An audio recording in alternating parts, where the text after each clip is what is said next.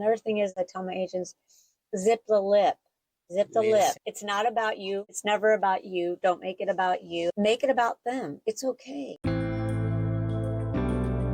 Trust. It's what makes or breaks every business relationship. This is the Building Trust podcast, where we are turning trust into triumphs. We talk with entrepreneurs, leaders, and change makers about how they earn it, keep it, and sometimes rebuild it. Let's explore what it really means to build trust in today's world.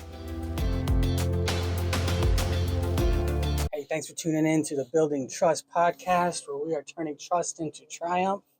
Today, I'm here with Leslie Murray. We're going to be talking about her business. She's a managing broker at a Cry-like agency here in Tennessee. And then she has a service business, Let Us Do It Home Services, which they specialize in all things home renovation, remodeling, often tied to real estate transactions, because that's her niche and her world. Even outside that, Leslie, welcome to the podcast. Thank you. Thanks for having me. First thing, let's get a quick intro and understanding of how you got into the real estate industry to start with. So I graduated from high school. I did that too. But I graduated from college. I have a finance degree from the University of Missouri. And when I graduated, they said, oh, you're supposed to go into this lane. You're supposed to be like a mortgage broker or a stockbroker, bond. And I don't even know how to manage my own money at 23 years old, much less how am I going to make money at A.G. Edwards with just this degree. So I graduated in August 2nd or something, and I went straight to real estate school and took the class. And my dad was actually a broker as well, too. When I was growing up, he owned his own real estate company, but I swore that I would never be a real estate agent because he just back in the old days, you would take Sunday drives. We would do that a lot. And my dad would be like, I sold this over here. And I'd be like, oh my gosh, if he says that one more time, and I'm never going to be a real estate. And then here I am. So I literally got my real estate license right out of college and started doing it in Missouri. I started in Missouri. And then when I got married, we somehow got here in Tennessee. But I got my broker's license about 3 or 4 years later. So I kind of had that right before I was 30. And I just love it. I tried to work a 9-to-5 job. I did it for 9 months, and that was all I could do because I'm just used to my own destiny. I'm okay with that. I mean, it's like if I fail, okay, I fail. How did I fail? How can I change it? But I love the progression and getting up. And if I have to work on the weekends, it's okay. If I have to work on a Sunday afternoon, I'm perfectly fine with that because maybe Tuesday I might have to do something. So I have my own schedule and I put a lot of time and effort into it. You got to work hard. When you start your business, you got to work hard. And so once I kind of got started in it and just all the facets of it, it's not just houses, it's land, it's commercial, it's developing, it's new, everything. It's just, I love also that my day is always different. Variation does it for you. Variation. And you know what? Things kind of happen too, where maybe on Monday, by Wednesday, your schedule might be tweaked a little bit and you got to figure things out. And I like that. That's who I am. So that was a good fit for you, even though you wanted to rebel against it in the beginning. Yeah. Well, the funny part was my dad was like, so let me get this straight. I was on the 5-year plan at that time. So you went to college, you graduated, but then came out and went to real estate school for $200. Yes, I got That's a lot of people's story, though. We put all this time, energy, and money into a college degree and end up not using it. Go our own way, make our own path in life, set our own goals, ambitions, and it's relatable. A lot of people share that. I did use my degree, but I just, at that time in my life, I was like, there's no way someone's going to give me $1 million at 23 and go, hey, just go invest this for me. And hopefully the stress of that alone at that age, now that I'm older, wouldn't have thinking, but at that I was like, oh my gosh, inconceivable. Yeah, like my life's going to be destroyed. So I don't know. I really don't know. Maybe I subconsciously was like, okay, I'm going to do real estate, but just didn't know it until I was faced with it. Because it wasn't like my dad went, hey, go to real estate school. I just went by myself. So I don't know, maybe all those Sunday drives in the back of eventually it was like, no, you're going to be one. You're going to be one. Right. So, and there's the thing too, is like, okay, you're young, you're new in the industry, you have to earn the trust of a buyer that they know what you're doing, that you can negotiate for them, that you know the ins and out of this contract. You're going to lead them through this home purchasing process with success, or they're going to trust you with their house to sell it and not screw it up. And when you're young, it is a lot of responsibility, and you're new to the industry. Having a parent, a mentor in the industry, and a name in the region, that's got to help. No, that's really, I never really thought of it that way, but you're right. Because my dad was from Columbia, Missouri, University of Missouri, was in Columbia. And that was kind of some of it too, for sure, was that I think too, real estate was so different then than it is now. Like, so different. And even the way I was trained, I would never train my agents today the way I was trained when I started real estate. And there would be, I'm showing my age here, but it's okay. Every week, they would bring an MLS book to the office. I think it was every Tuesday, because all the agents would literally be standing there waiting for this book of new listings since the last Tuesday. They'd lay the book down. People would go through these books and feverishly try to figure out where the house is. And then you'd literally have to call the agent and go to the office to get the key to show the house. Yes, you were gatekeepers and key masters for people who wanted to see houses. And that's changed a lot. Changed considerably. Now for an agent to demonstrate their value in a place where they can go to Zillow and find houses for sale, like people want to ask the question, well, why do I need you? I can call the listing agent. I can make an offer. They'll work with me. And now the way that the real estate contracts and buyer's agent fees, that whole landscape has changed recently, and still kind of industry standard to pay an agent to do those things. But now the sellers don't necessarily have to pay it, and things are changing. We're definitely going through a transitionary period right now. NAR has made some decisions that realtors haven't been very happy about, and the DOJ is involved in it. I think that it's a very different landscape, and we're still kind of in it. April 1st, there's some changes that are going to happen for us as real estate agents. We don't know if they're going to move that out further. People are getting, some of the companies are getting the amount that they owe in the lawsuit now. Some of the things that have changed, they're saying might change back. We're in a confusionary period, right? Even for agents. And I might go to a sales meeting and tell my agent something, and I always preface it like, let's just take this with a grain of salt right now. It's not really the things that are etched in stone. When you have two agents, the reason why is because when you have a listing, and I'm sure most people know this, but that listing agent should be representing that seller only. So it's like you have representation. It's like a lawyer. And it's not really healthy to do that either. There's some gray areas. You don't want to be in those gray areas. So buyers need buyer representation to be their representative. So that way you can focus on, you're the listing agent, I represent you. If the buyer, I represent you. You have your own person there to help you get through this process and to hopefully get through it really well. And that's what we're here for. There's home inspections. How do we get through those? Make sure everything's negotiated well. There's title. How do we get through that? Is there any liens, any judgments? Okay, now we got to get rid of that. We got to get you to closing. We got to make sure that your payoff is good. Another thing is, don't be going buying cars. Don't open up credit cards. I always tell my buyers, gas and food. From this point forward, you have signed this contract, gas and food. If you do anything else, there's going to be consequences. Just pay your bills, buy gas, buy food. That's it. And walk away. Yeah. And agents do, they're kind of the ringleader of connecting all the different dots for somebody who might feel overwhelmed, and to ensure all those things go smooth. Yes. How do new agents convey what they can do to clients to build that trust? Let's say you didn't have a name and a reputation in your community when you got started. Just like any business owner who's getting into a new marketplace, how do you work that magic with the client and get them to trust you enough? So the way that I train and kind of how Carl trains is, we want new agents to work with people that know you, love you, and trust you. So you're not going out there trying to get some random person that's never seen you, never knows you, and to trust you, right? Because statistically, they probably know some agent, right? And so they've already trusted. So we want you to come in with people that know you and trust you. If you have a job, who do you work with? Your family. And not only that, use people like, if we were married, I'd be like, hey, you need to go to work and start putting my name out there, right? Because if they trust you and we're married, then obviously, so that's how we tell our new agents is we're going to work on people that know you, love you, and trust you because you already have that trust with them as a friendship, as a family member, or an extended family member. And that's who we're going to put our marketing dollars with. We're not going to put it with some subdivision because you say, oh, that's a pretty subdivision. They got $1 million houses.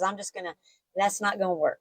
So in the industry and in the world, we call that a sphere of influence. We have our sphere of influence, our sphere of concern, and then things that are just way outside of our bubble here. Yeah, no reason to start out there. When we can focus in people that actually already know us reasonably well. And I always tell people too, like a lot of people want to send out cards and stuff. Okay, that's fine. If your grandma lives in that neighborhood or your aunt and they kind of know neighbors and stuff, that's okay because people are going to say, oh my gosh, look who, got, that's how it's going to be. If they don't know you, they get cards, they're just going to trash it. So let's be mindful of how we're spending our money. And real estate is hard. It's hard work. I always tell new agents, you can't get up and have coffee and TikTok for an hour and then go have lunch and then spend a couple hours on the computer and then that's good. It's just not going to happen. There's too many agents out here that are amazing and wonderful and working it and they're making good money, but they're working. They're working. It's a job. So they're going to dedicate that time, yes, commit to it, set up a schedule, yes, set up some systems. How do you and your agents go about systematizing that sphere of influence? So what I always tell my agents is basically a basic spreadsheet. I just had a new agent sign up yesterday. So I said, I want you to just basically vomit names. Don't worry about emails. Don't worry about phone numbers. Don't worry about any of the other stuff. Just get all the names. And I have 150 questions that I give them because you don't think of it until you look at it, right? Yeah. Who's your chiropractor? Who's your dentist? Who's your attorney? Who's your daycare provider? Who's your housekeeper? Who did you go to school with? Who you go to church with? If you go through the different pillars and areas of your life, you're going to systematically, you're going to start coming up with these. And this is the same for any business. Let's say you got a lawn service business you want to get off the ground. Why would it be any different? You still, hey, let me reach out to everybody I know and their sister and their cousin and see if they or somebody they know needs lawn service. Who do you know that is looking to buy, sell, or invest in real estate? Don't be a ghost agent and don't tell anybody that you're in real estate. It's kept secret on the planet. When you get your cards, I always tell them, get a picture because nobody really ever likes their picture, right? Yeah. I said, get one that you're halfway okay with.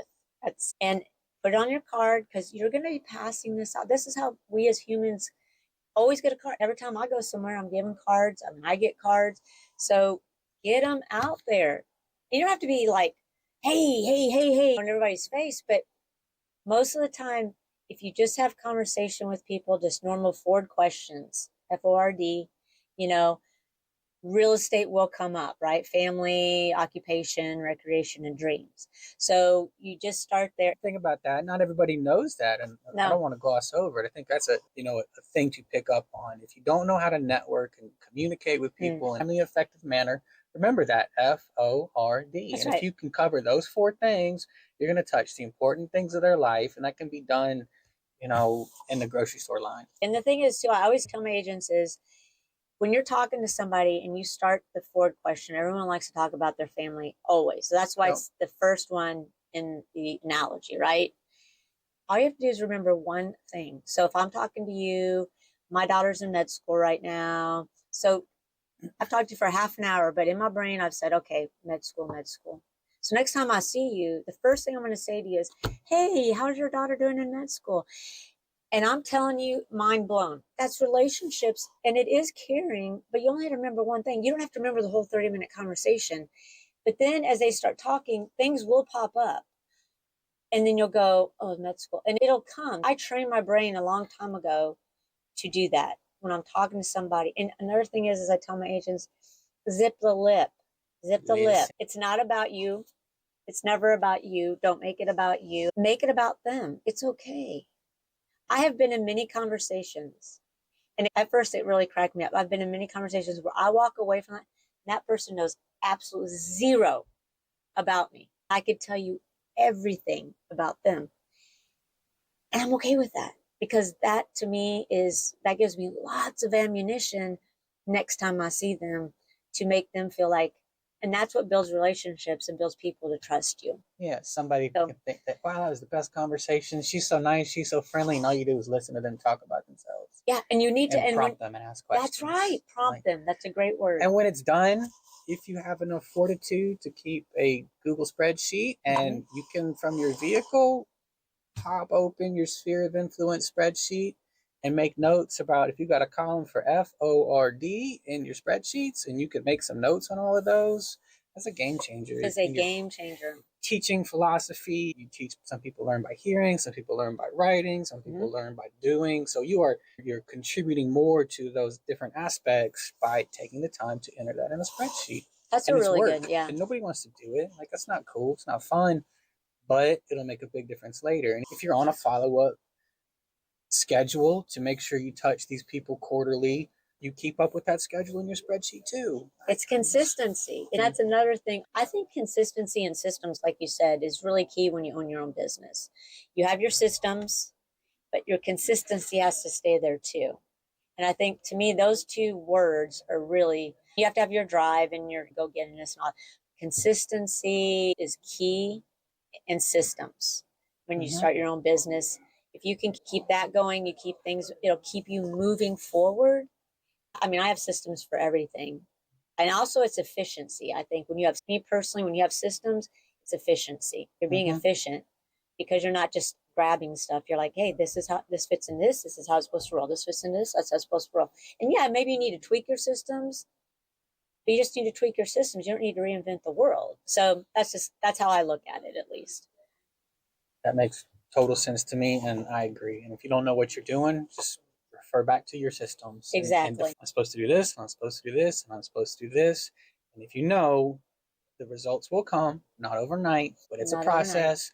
Trust the results, trust the process. And the only logical conclusion is the results will come if you're consistent and persistent, and you know, hey, I got to make this many touches, I got to talk to this many people, got to be bringing new people in. There's going to be some churn. These people are moving out of state.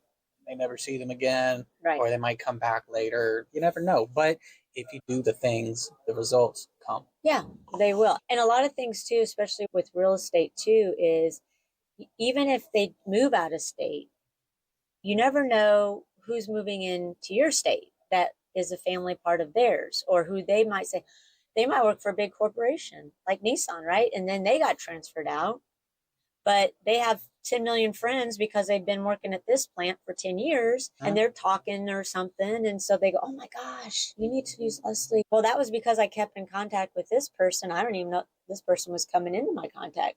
I mean, you don't know how many contacts. You don't know their whole family might be moving to Nashville because they moved to Florida. You don't need to touch on them as much, but you still need to be there in their mindset is what you need to be. And so putting a picture on a business card, that's something that real estate agents are pretty much known for. Most other industries don't really do that. And I don't know why. It's not on mine. So, like you said, they're going to see you, remember you. They got your picture. So maybe they look back at you again. But why don't other industries do this? We'll speculate on that. But I think what I think it is agents can be a little vain. And it's like a tradition that we can't seem to break. Does that make sense? So back in the day, when I first started, every single person, that's what they preached. You have to have a picture on. You could not have a card without a picture. Your managing broker would almost not allow it. So today, if you want a picture, it's whatever. So I think it's the whole competition thing, right? It's like, it's been going on for so long. It's like, if I don't have a picture and everybody else does, maybe they won't remember me. Because for visual, oh, her name's Leslie, but oh, I remember seeing her. So I think it's just like, we're afraid to break it. We're afraid to say, no more picture. No? Honestly, I've got thousands of business cards at home that I've accumulated over the past 15 years. And a lot of them, I pick it up, I have no idea who this person is, where I met, what they look like, who they are, if they're still in whatever industry that their business card said. And that can be problematic. Yeah. So it's on me. I should take notes on the cards at the end of every networking event, or somebody hands me one. Write down a little note. Oh, I met this person. Write today's date, where I met them, maybe what we talked about for a second Right. on it is useful because, oh yeah, I recognize that face. Right. Where otherwise, like if you pick up one of my cards, you may not make the association that I'm me. But if you've met me before and you pick up my card, oh, I know that dude, and Right. wouldn't mind giving this away to somebody else. I've already got his information, so I can see benefits in it. But and like you said too, that maybe it's my grandma's neighborhood, and Yeah. some people in there know me if they were to see a picture, but our names don't match, so they're probably not going to make the correlation. So there is benefits there. And my other business, I don't have my picture either, which is really weird because I wouldn't think about putting it on there. I don't know why. And I also think in real estate too, you have to be with a broker. So like with Crylike is the broker. So I have to have Crylike on my card. I have to have these certain things on my card per state regulation. Whereas my other business, it's my business. I don't have any regulations on anything. So I don't know if that plays a part in it with agents too, is like we have to get our name out there because Crylike's already out there. But I gotta get my name out there. But I gotta have his name on there. And I gotta have this other stuff. But I gotta get my so I don't know, maybe that I'm not sure. I'm just speculating. I don't really know, but that is interesting bringing that up because in my other business, let us do it.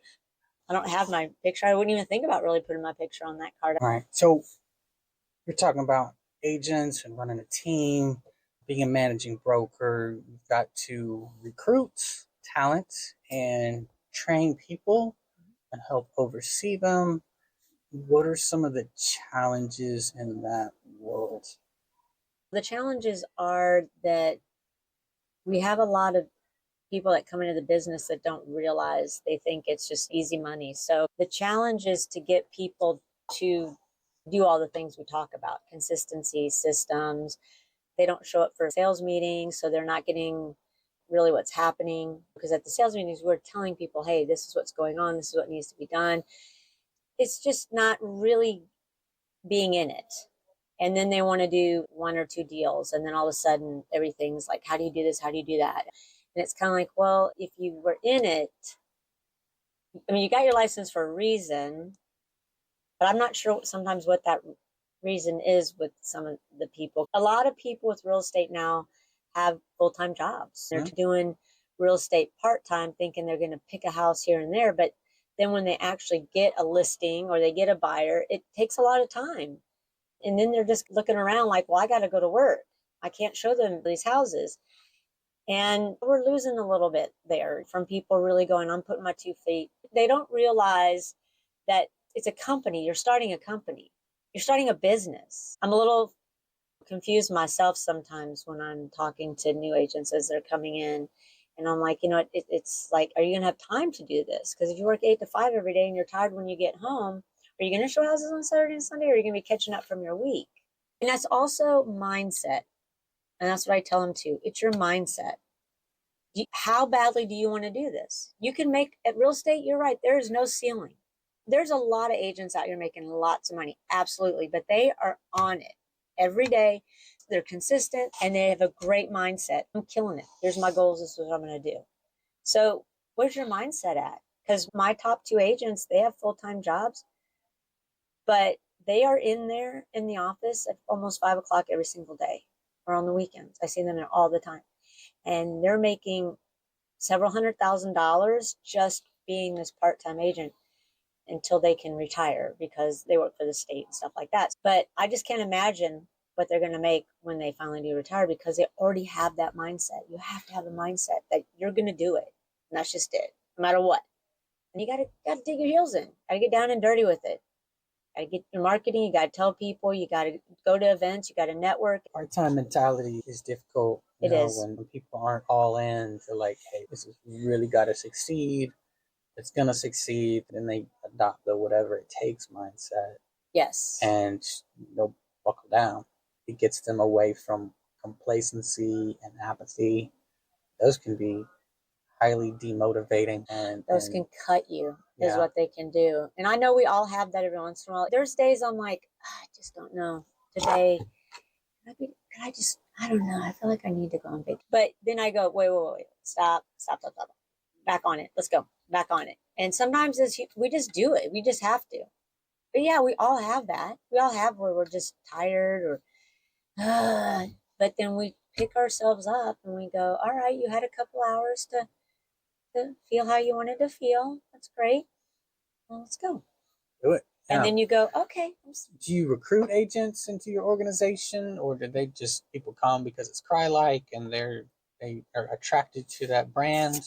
Kind of both. Mm-hmm. Probably more we're recruiting them because we have several offices in this area. We have 19 offices, I think, in Middle Tennessee. And we're all different managing brokers. Kind of our culture and our offices are a little bit different. And I always tell agents too, even new agents, listen, you need to like your managing broker, because you're going to call me on a weekend. You're going to call me, the buyer's going to, seller, you're going to call me with storage. You're going to call me with problems. You're going to call me with issues. I'm going to have to help train you. Kind of got to like me a little bit. And if you go into an interview, and you should, all the new agents out there, you need to interview your managing broker. Just don't walk in and say, I'm in an interview, and you get that sixth sense and you're like, I don't know, man, this, walk away. You're going to have that feeling every time you call them. Oh, should I call? Should I not? So we recruit. Yeah, we recruit. And some people do come because the brand, it's been around for a really long time. Like 1977 is when he started it. So it's been like, what, almost 50 years. Yeah. Is it like a franchise model? No, it's still corporate. Okay. But he does sell franchises. So he's got about 35. We're 9 different states, and those are still all corporate. Okay. Yeah. So it's a little bit different than some of the other ones. And so I like to recruit, because what I also tell people too is I don't have to hire you as my agent either, because there's a certain culture in my office, and I don't want a person that I think is going to come in and destroy that culture that I've been working on for about 4 or 5 years now. If I get that sixth sense with you, I'm not going to hire you either. You can go somewhere else. Yeah. It's not a good fit. You feel it. Yeah. And so I'm kind of, you think you're coming in on an interview and I can pick whatever managing broker or whatever I want. You can. There's a lot of us out there. But I'm also interviewing you too, because I got a culture in my office that I love, and I don't want it destroyed by one person. And I hear more from people I talk to that more experienced business owners put a lot more value on culture than maybe hard skills, because hard skills can be taught. Exactly. But I can't reprogram somebody's character, mindset, right? Beliefs. There's certain things, just like I'm not their parent, I can't do that. And they're too far gone. It's just whatever 40-year-old individual. I'm not going to change that person as a person does. As who they are. And I don't think we should ever really think that. I know when we're in our 20s, we think we can change the world, but the person is who they are, and maybe you can help mold a little bit of it, but don't go in it thinking, oh my gosh, I'm going to change their whole world. And because you're not. There's always going to be, they've just grown up that way. They've had life experiences to make them that way. So you as a person need to say, can I deal with that? I know I'm not going to change them. Maybe I'll make a little bit better, but can I deal with that? And if I can, let's have you. But if I can't, it's just, that's it. I'm not here to be your mom. I'm here to help you be successful. So I think it's up to me to decide if I can deal, instead of thinking I'm going to change this person completely, because I'm just not. And that's relationship advice. I'm older, and I just feel like when I was 20, every boyfriend I had, I'm going to make him exactly how I want him, and it never worked out, right? And so as I got older, I'm like, you know what? No, I have the choice. I'm the chooser. And that's not a bad thing. I'm not saying that, Aaron, you can't be whatever you are. I'm just saying I don't choose that, right? I'll just walk away. It's fine. You do you, I do me. That's a hard thing sometimes. And even in work, there's times when I go, man, I really want to like this person. I really do. I would really love them to come on board. I don't know. There's just something that I can't put my finger on, and I just don't know if I really want to. Yeah, and those things ultimately I've found grow over time. That, hey, people in the beginning are going to show you a small facet of who they are in different areas. They may be trying to keep something down for a good impression, but if you get that sense, there's a chance that they become more of who they are later.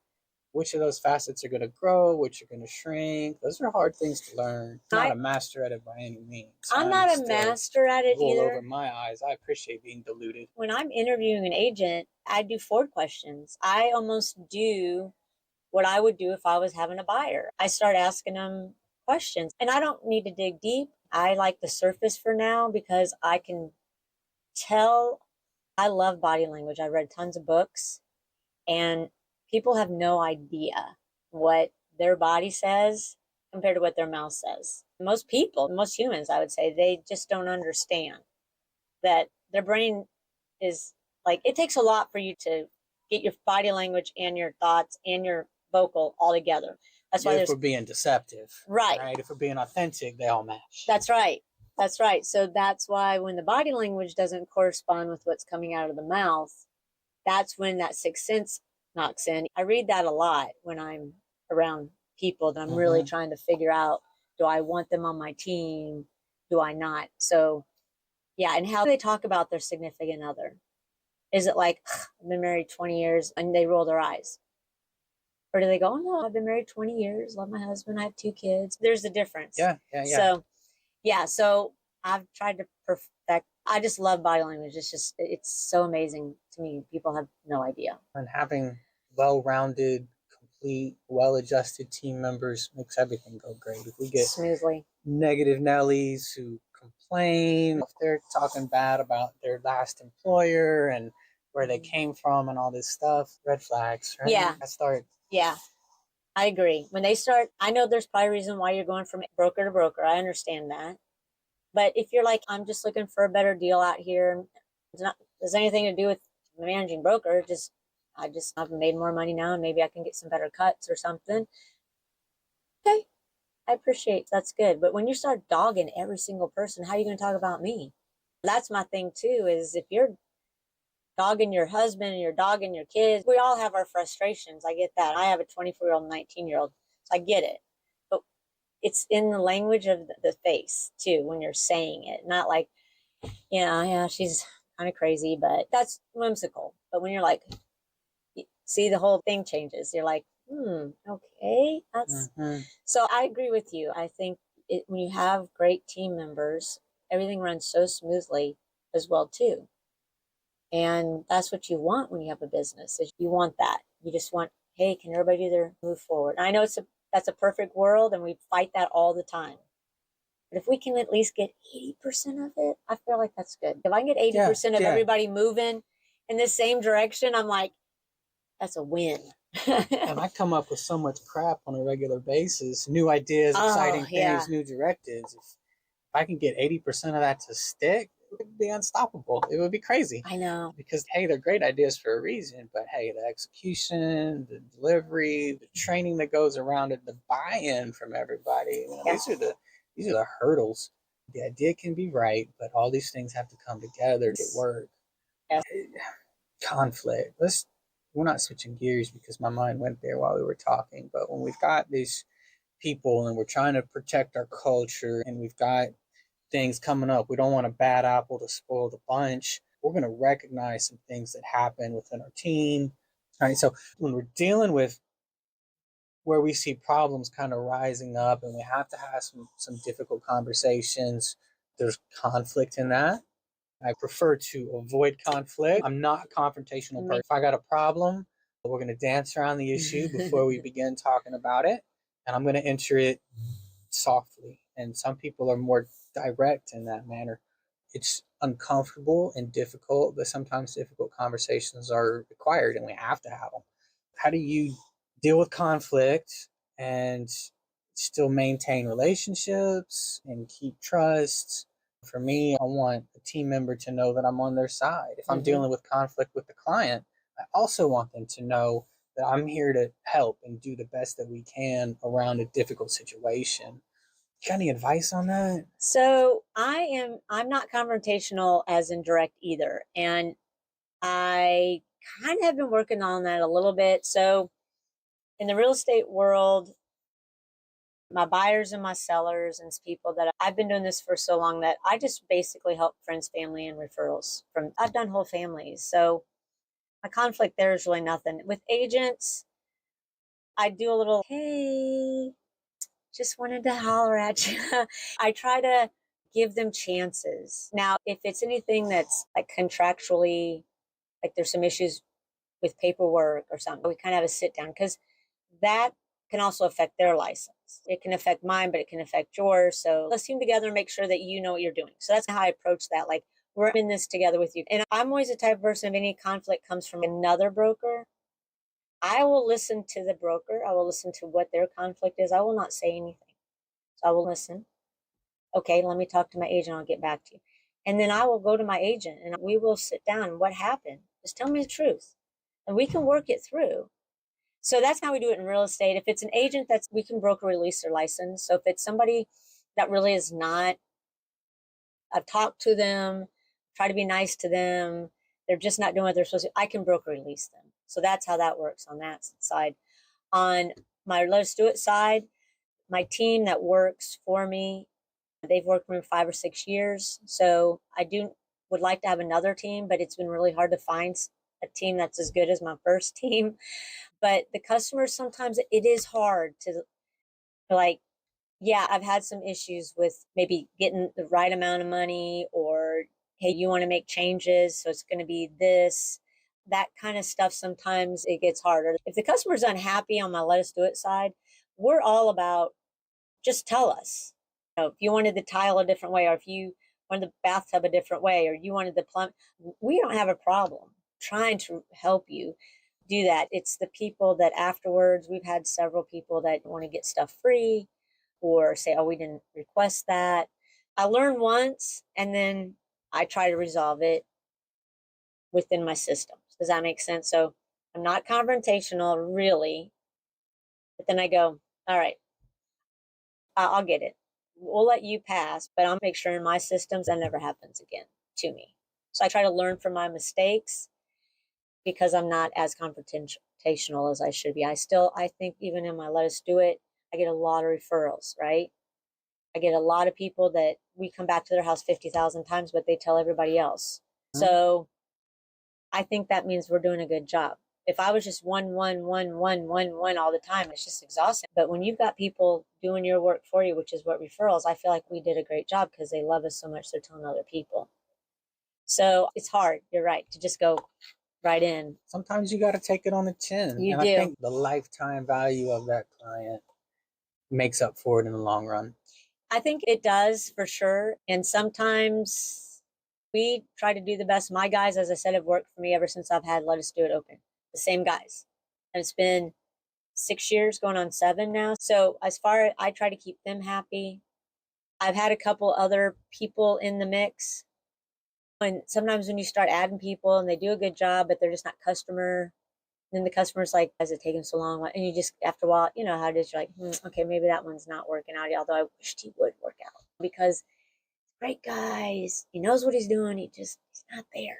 And that's hard too. That's hard to kind of fire that person, because you're like, I can't even find people to work. And now I'm firing in my brain. Then that's where I get conflictual too. We were talking about dealing with conflicts, and you went into a little bit about Let Us Do It business. When you launched Let Us Do It, how did you begin your marketing and customer base with that? Or did it evolve into, hey, this should be a business, I'm already having people do stuff or request help? So what happened is even before I started it, I kind of had the idea. And this is where I know people say this to people all the time. You just got to do it. You just got to do it. Because I would have probably done it. I should have done it 5 years even sooner, because I had the idea. Oh, this would be a great idea. This would be great. So being in real estate, you get a home inspection like you do, and there's all this stuff on it, right? And you go throughout the whole house. And so the summary would come back and there'd be like plumbing, electrical, And so as agents, we think we know people, but to get everybody to the house, get bids and everything, and then get back to the seller, it was just so much. It was just too hard. The guy couldn't show up for electrical till 2 days ago. So I was like, there needs to be something where one person goes out and can pretty much do everything and give one bid and it's done. So that's where it came up. And literally how I started was one day I just said, I'm doing it. And today's the day. And so I went and I got my LLC and all that. And I literally started by going to open houses every single Sunday. So every single Sunday, I would map out a certain section so I could get as many open houses as I possibly could. And so I would go to as many open houses, pass out my card to the agents, tell them what was going on. And I did go to some sales meetings also. Real estate companies don't have as many, or they have Zoom and stuff. So it was a little difficult. And that's what I did, as I just hustled it. And then as agents started using me for that, they would say, well, do you do pre-listings? We're getting the house ready before it's listed. And then the customer would go, well, do you remodel? So it morphed into what it is today. But that's how I literally got started. Was I woke up and I said, I have this idea. I've had it for too long. I'm doing it. I'm doing it today. And I literally went and done it. And then I just hustled and I hit the ground running, trying to get agents. And then it morphed into remodeling. So there's 3 segments of my business. One is like how we help you with the lists and small things. I have a guy, garbage disposal needs changed, because there's a lot of people out there that just need small things. And honestly, there's companies that go, I ain't going to do that because it's not worth my time to come out and change a garbage disposal. And if it is, I'm charging $500,000, because if you're willing to pay it, we'll come out. If not, didn't need it. Didn't need it, didn't care. So I thought, you know what? There's these people that are underserved because it just needs something small. It's not a big deal. So we have that. And then we have where we do the list for the agents or anybody. Here's a list. We go out, we do it. And then we also have remodeling part. So our first part's that, our second part's remodeling. Right now, we have an investor that we're working with. We've gutted the whole house for him. And we've reframed it. We have literally gutted this whole house, and we are reframing the inside of it and doing everything. So we can do pretty much every single component of a house. I always say I can do everything but build you a house. The house has to already be standing, and we can work it from there, because I have a home improvement license, but I'm not a contractor. I thought about becoming a contractor, but then I thought, you know what? I'm not building houses. My home improvement license is what I am. So we remodel bathrooms, kitchens, that's our big ones, paint, flooring, anything and everything. And if I'm not an HVAC person, but I have people that I work with, because that, to me, you need a license and you need all that good stuff for units and stuff. We don't have that, but we have people that we can use. And then my third thing that we just started kind of last year, and we're really going to push it this year, is subscriptions. So we have a spring lineup that we will do for your house, and we have a fall lineup that we will do for your house. And then you get 15% off labor. And then we're going to start asking people that we work with, like you. We haven't asked yet. We're not going to put you on the spot right now, but where you would say, hey, listen, we partner with Tennessee Home Inspections, and if you need an inspection, we'd be able to get it, and it'd be 10% off, or whatever we agreed upon that you would give my clients. So we do that. We'll get in on the annual thing together. Yeah. We'll do an annual inspection for them. And yes, that's exactly. And it's based on your square footage is what you'll pay. And then also, if you want HVAC work, you know how we all have in the wintertime, we have somebody come. So we work with, we've kind of narrowed it down to a company that we like, and that also services everywhere, because a lot of the HVAC, yeah, because I didn't realize this, but a lot of the HVAC people, because I know a guy, our kids went to school together, and I've always used him, but he only does a certain area. So I was like, whoa, wait a second. I need somebody that can service. And I'm not saying 2 hours away. I'm just saying Middle Tennessee. Finally found somebody, we've used them, so we offer that in our subscription too. We want to create value for the subscription program. So that's evolving. And that was like my thing I kind of put out there last year. And then this year I'm forward motion with it. Last year was, let's see how this works. What's going to value the most? Where do I put this value? And then this year I'm like, okay. And it might be tweaked. There might be things I go, you know what? I need to add that to that, because now I see it every time my guys go out. And then, so those are our 3 components that we have at Let Us Do It Home Services. So you started out mostly open houses and networking to other agents. Yep. It's kind of your comfort zone and your niche that, hey, this is handyman service, a punch list service, evolved into remodels based on growing customer base who's asking for it. But you started where you knew, where you're comfortable, where it made sense, where you knew there was opportunity. I saw Facebook announcement on a buddy of mine who's been a referring agent for my business for years, and a very successful agent, worked with a lot of investors, sent us a lot of business, and he's switching over to a handyman service. Now, made me sad at first, but his wife is now a licensed agent. He's been transitioning into filling that role in their home. So he's not losing any business. It's just changing under his wife's name, and she's going to handle it, and he'll be there as a mentor and a guide for her too. But he recognizes the extreme need for handyman services because it's so hard to get a plumber to change a toilet, to reinstall a toilet and do this. And electricians too. Most of our local electricians want to focus on new construction or commercial. They don't want to deal with a punch list of little stuff. It's too finicky, dealing with homeowners, dealing with little money, not having a contract, a bunch of material to upcharge. It's not worth their time if they're established. And if they're new, are they dependable? We're rolling the dice, even dealing with somebody who doesn't have work. So there's a tough edge to walk here.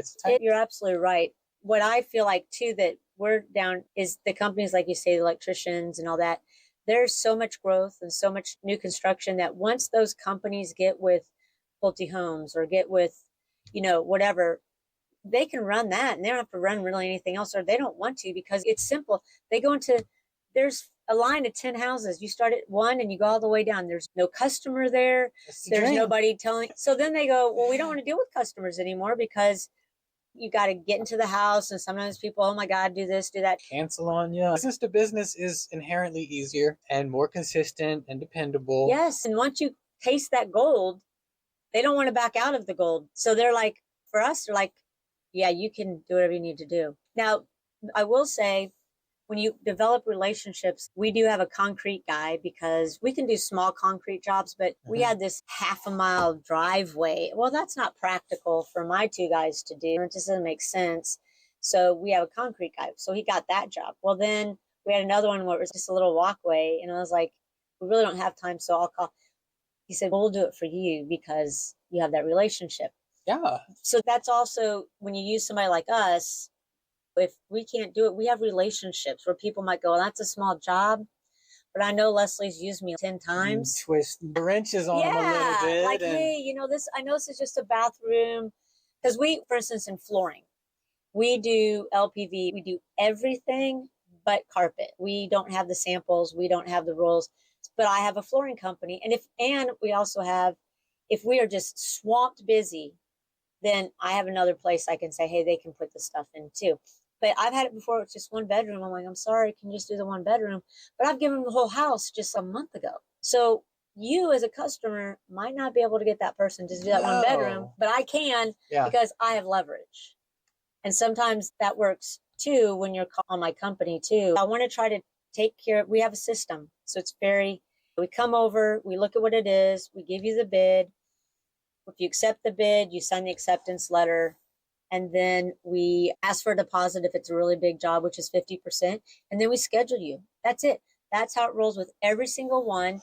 And when we're scheduled, it's there. My big thing is communication, because I know that's what I heard. Contractors don't communicate. They don't show up.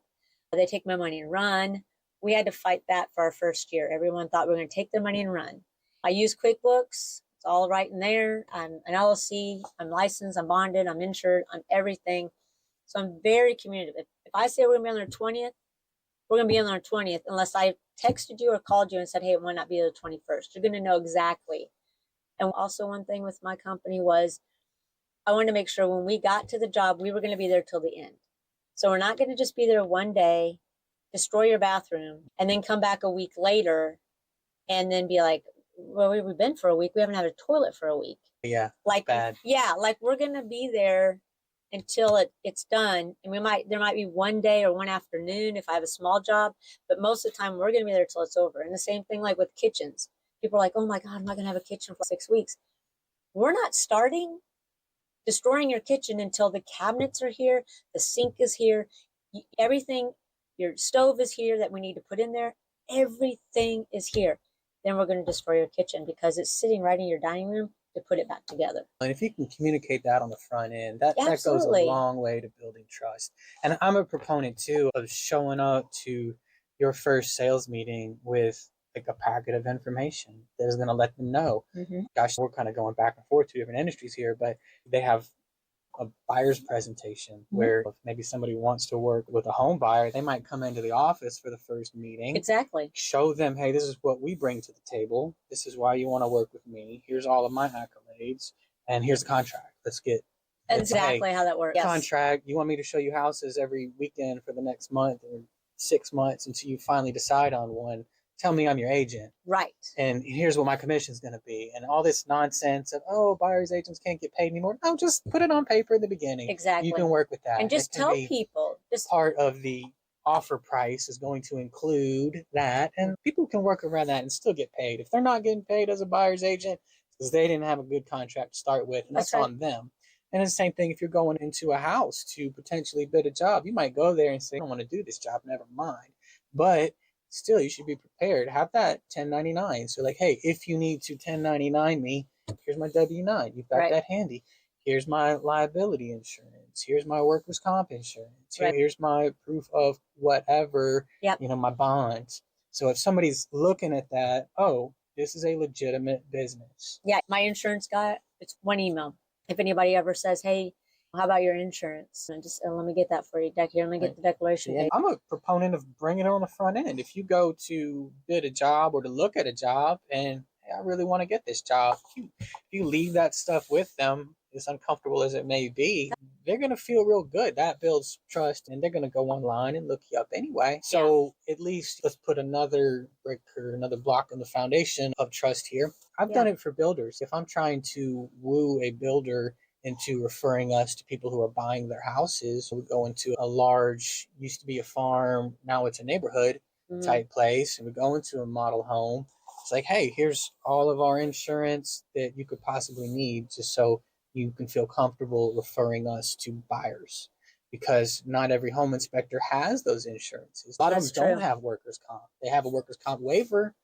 Builders don't like that. Like, I'd rather give actual workers' comp certificate to my insurance company so I'm not facing any liability. So for them knowing on the front end, if I can bring them a business license, all the insurance docs they need, and I could bring them, inspectors' licenses, and hey, here's all the reasons to work with us, they're going to feel good about it. Yeah, that's a really good idea. And I guess that's good. I could incorporate that in the bigger ones that we bid out when we're bidding, like kitchen, bathrooms and stuff. People are already fearful of, they have this objection and this fear. We already know they've got it, right? Right. Contractors have a history of taking a deposit, tearing up somebody's house, not showing up for 2 weeks, and that person's ready to give up on them. They just need the work to be completed. I've dealt with it before. Yeah. So if you can build goodwill on the front end, I think that's awesome and a good way to go. No, I agree. I agree with that for sure. And I think also we're on all social media too, so people can, we have Instagram, Facebook, we have all that good stuff. Not on Twitter. I'm not going to be dancing things on my social media. Tried to get me to do that. I was like, no, that's not me. TikTok famous. Yeah, but yeah, no, I think it's the more you communicate, and also I think it's presentation when you first meet them as well too, that I take pride in my company. I've worked hard to get where I'm at, and when I introduce myself and I'm confident, I can tell you anything you need to know. And every once in a while I work with my guys. It's not a lot, but there'll be days when I'm like, you know what, I'm just gonna go out there and let them also know that I back them, and I'm here to do work, and I appreciate what you're doing. And then also when people are talking, I'm like, I was there. I saw them put in a bathtub, and I was helping with the plumbing underneath the house, and kind of gives me a little bit like a talking point. So I'm a little bit credible too, because I can guarantee at the very beginning, I was like, yeah, I don't know. That sounds, yeah, okay. People are like, well, this is your business. Because I thought, well, I just been in real estate, I know everything. But you really don't. You really don't know the nitty gritty of ripping out a bathroom, moving the plumbing in the walls. There's a lot to it. There's a lot to that. And then as my business, I was like, wow, dang, okay. Yeah, I had no, and then of course you take out the walls, and then, wow, there's lots of surprises. It's a new perspective. Lots of surprises. And you're like, okay. So yeah. New perspective and a new appreciation. Yes. Yes. For sure. And for me as a home inspection company, I have done a lot of realtor training. I mean, I teach realtors. I do that training. You do. But no, I've taken a lot of realtor training. Right? Gosh, the amount of podcasts, real estate podcasts that I've absorbed, the amount of real estate books that I've read. Interesting. Like I did, Keller Williams does Bold. Yes. Like I'm a Bold graduate. Like I've done that. And that's I don't know, 8-week commitments. I don't remember Yeah. how long it is, but it builds empathy and understanding. Yes. And when we can better service our target market, when we know more about what they do, we learn to speak their language, learn about their challenges, their struggles, their bumps in the road. And that empathy creates trust and friendship and camaraderie that I think is unreplaceable. You can't fake that. You have to experience it, go through it, and be a part of it. Well, and I think people too, and I think people know when you care. They know when you come into a house and you really care and that you're not just faking it and trying to. And I don't want to get sexist here, but a lot of women have told me that also just me as a woman coming in and talking to them is instead of like somebody just coming in and trying to overpower them, like telling them what to do. I am more on this is your house. Okay. We're here to do what you need, whatever you need. But how do you want it to look? And we're going to tell you if we can do that or not and how that's going to look. But if you want white cabinets, we're getting white cabinets. Like, I'm not here to tell you what to do in your house. And I think sometimes they come in and, oh, yeah, I can't knock down that. Well, we could probably knock down that wall. We're just going to put a header at the top to give it extra support. So we try to come up with those kind of solutions. And we also have a designer on staff now. So we have a lady that'll come in and she'll help. I'm not the pretty person. I'm not going to tell you to put a flower there. I don't know if that flower needs to go there or not. And I don't know, it might look good. I'll put the wallpaper on the wall, but I don't really know what wallpaper to put on the wall. But our designer will come in now and she'll say, yeah, with your this, that, this, and if you agree, then we have a mix so we can go beyond just the tile and that. So we do have a new person that has started that's been doing that for us as well too, which you'd be surprised. But designers' brains are just so interesting. I'm like, that looks amazing. And I would have never put those two things together. So we're trying to build these relationships by adding also value for our customer. What do you need as a customer to make your house look? Because also I have the real estate brain where is if I make your kitchen look amazing and you make more money when you go to sell this house, that's what I want. So I'm also looking at it from that point of view, even if you're not selling it. This bathroom, we need to, because this is amazing. So this will create value for your house and you'll actually make more money on it as well too. So I think about that as well too whenever I'm doing major remodels, when I'm telling people. Yeah, that's awesome. Well, I think let's wrap it up. Okay. Do tell people if they want to find you online. You said you've got a Facebook. Yes. Facebook, Let Us Do It. Yeah, so our website obviously is just letusdoithomeservices.com. We've got an Instagram page, which I guess is the same thing. I have a social media person that does this. We're on Facebook. We might venture into YouTube later. I need to be more consistent about videotaping and taking better pictures. That's what I have to focus on this year as well too, is being a better person for my social media person. So yeah, it's all connected off of our website and all that kind of good stuff too. All our pictures, we have tons of pictures on our website. They can call me anytime, 615-579-0258. And they'll get me personally, always. I'll be the one that takes care of them. Which Crye-Leike office is it? I'm at the Cane Ridge Crye-Leike office. Cane Ridge, yeah. Yep. So that's kind of between Antioch and Nolensville. Yeah. Cane Ridge area. Yeah, right off 24 South there. Nashville. Yeah. Awesome. Leslie, appreciate your time today. Yeah, thank you. All right, Thanks we'll for do it again sometime. You're welcome.